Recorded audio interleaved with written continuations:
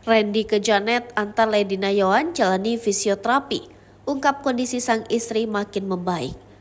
Kondisi Lady Nayawan kian membaik pasca kecelakaan di Tol Jatibening Bekasi beberapa waktu lalu. Bahkan Lady Nayawan saat ini sudah menjalani fisioterapi ditemani oleh Randy ke Janet di rumah sakit. Lady Nayawan sendiri masih menggunakan kursi roda untuk melakukan fisioterapi. Namun dijelaskan Randy ke Janet jika kondisi istrinya kian membaik.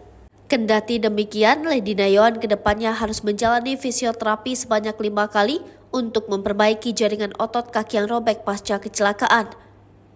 Ada ototnya robek, kaki mungkin masih 5 kali terapi lagi, ujar Lady Nayawan. Begitupun beberapa bekas luka dan cedera di bagian tubuh Lady Nayawan.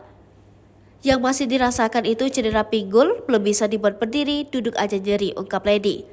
Kalau kaki sudah baikan, tadi dokter juga bilang pas fisioterapi. Itu karena ototnya cedera, karena kan dia nahan. Jadi ada otot yang robek. Makanya biru jadi cedera, makanya bengkak.